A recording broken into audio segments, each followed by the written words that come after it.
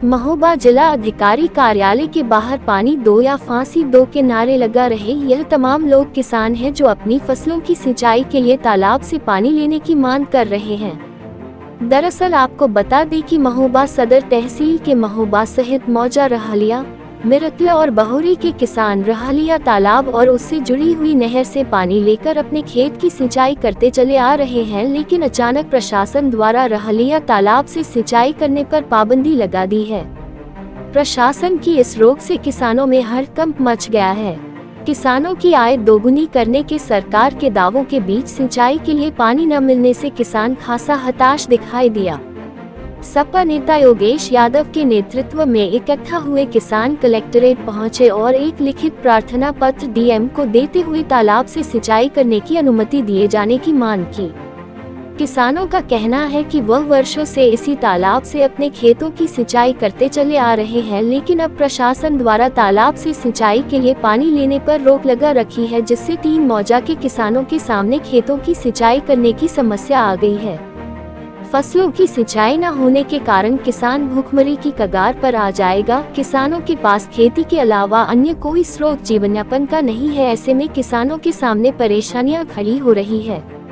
किसान बताते हैं कि अन्ना जानवरों से किसान पहले से ही परेशान है, उनकी फसलों को काफी क्षति हो रही है। ऊपर से प्रशासन कोन में खाज की स्थिति उत्पन्न कर रहा है।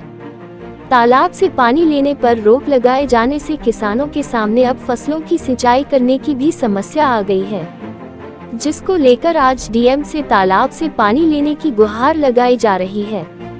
इस दौरान किसानों ने प्रदर्शन करते हुए पानी दो या फांसी दो के नारे कलेक्ट्रेट परिसर में लगाए हैं।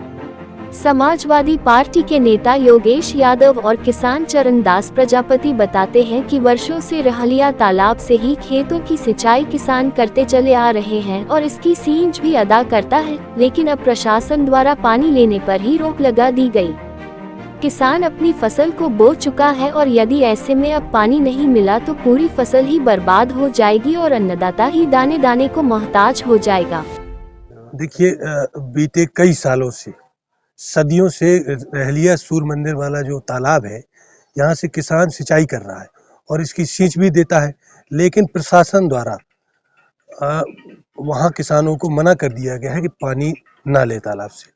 यदि ये किसान पानी नहीं लेगा तो ये निश्चित ही बर्बाद हो जाएगा, क्योंकि वो फसल बो चुका है और पानी नहीं मिले तो पूरी फसल बर्बाद हो जाएगी और ये दाने दाने को मोहताज हो जाएगा। तो उसी समस्या को लेकर, किसानों की समस्या को लेकर आज हम जिलाधिकारी महोदय के पास आए थे और हमने निवेदन और आग्रह किया कि ये किसान है और ये किसान खेती पर ही निर्भर रहता है।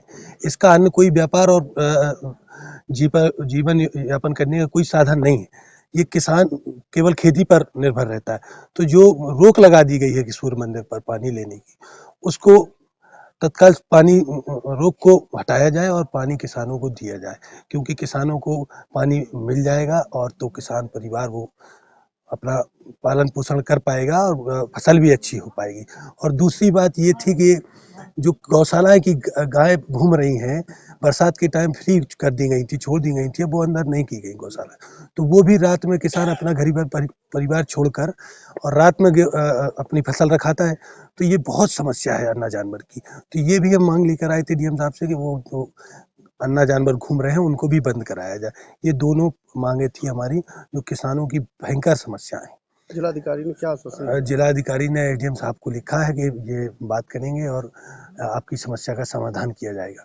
तो निश्चित ही हमें विश्वास है कि ये हम किसानों को पानी, इन किसान भाइयों को पानी मिलेगा और अन्ना जानवरों से भी निजात मिलेगी। सर, मामला ये है कि जो किसान हैं, एक तो वो परेशान है गायों से, क्योंकि ये जो गौशाला की गाय हैं उनको छोड़ दिया जाता है। अब ये रात दिन किसान वहाँ पर रखाता है, फिर भी वो गाय चढ़ जाती हैं। और दूसरा मामला ये है कि जो रहलिया तालाब का जो पानी है, किसान उस पानी को यूज़ करते हैं सिंचाई की फसलों में, तो वो पानी नहीं मिल पा रहा है। प्रशासन के द्वारा उसको भी बंद करा दिया गया है। यदि अगर पानी नहीं मिल पाता है तो ये किसान भुखमरी की कगार पर पहुंच जाएगा और इनका कोई अन्य स्रोत ऐसा भी है नहीं कि वो अपनी जीविका अन्य तरह से चला सकें। तो हमारी ये प्रार्थना है कि ये गायों को बंद कराया जाए ताकि किसानों की फसल बच सकें और ये पानी को सुचारू रूप से सिंचाई का सही करने के लिए अनुमति प्रदान की जाए। तालाब से सिंचाई हो रही थी, तो आखिरकार क्यों बंद कर दी गई तालाब से सिंचाई? सुंदरीकरण के माध्यम से बता रहे हैं कि ये तालाब सुंदरीकरण में चला गया है, अंदर सिंचाई नहीं किसके हो आदेश पे सिंचाई बंद करा दी गई है आखिरकार? हम किसानों का यही वो है फरमान की माननीय महोदय एडीएम साहब के आदेश अनुसार ये किया गया है। वहीं इस पूरे मामले को लेकर डीएम मनोज कुमार बताते हैं कि ऐतिहासिक सूर्य मंदिर से जुड़ा रहलिया तालाब का पानी पर्यावरण प्रोडक्शन के लिए है। यहाँ पर्यटन विकास के कार्य चल रहे हैं, जिससे और प्रवासी पक्षी और पर्यटक आते हैं, उसके लिए उसका संरक्षण किया जा रहा है, उसका पूरा प्लान बना हुआ है। किसानों को इस बाबत बताया गया था। वहीं सिंचाई साधन के लिए तालाब खोदने की स्कीम चलाने पर भी जोर दिया गया था। किसानों को सिंचाई के लिए समस्या आ रही है, उसके निदान के लिए आगे कार्यवाही के लिए एसडीएम को जांच सौंपी गई है। रहलिया सरोवर जो सूर्य मंदिर से संबंधित सरोवर है, उसके पानी जो है वो पर्यावरण प्रोटेक्शन के लिए है, जिससे कि जो प्रवासी पक्षी आते हैं या जो यहाँ पर टूरिस्ट आते हैं, उसके हिसाब से उसका संरक्षण किया जा रहा है। उसका पूरा प्लान बना है। किसानों को बताया गया था कि आप अपने यहाँ तालाब खोदने की स्कीम को चलाएं, जो आपको ट्यूबवेल्स अगर चाहिए, बोरिंग चाहिए, तो उसके हिसाब से कार्रवाई करें। किसी ने उस पर कोई कार्रवाई नहीं की, जिससे कि पर्यावरण सुरक्षा को एक खतरा पैदा होता है।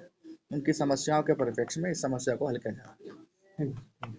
बहरहाल भले ही पर्यटन विकास और कार्य की बताकर डीएम ने किसानों को सिंचाई के पानी पर रोक लगाने से सवाल के जवाब को टाला हो, मगर उनके जवाब से इतना तो साफ है कि डीएम को किसानों की समस्याओं से अधिक चिंता प्रवासी पक्षियों की है, जो सर्दी के 2 माह में यहाँ आते हैं। अब देखना होगा कि सिंचाई के लिए पानी की मांग कर रहे किसानों की इस समस्या का निदान कैसे और कब होगा।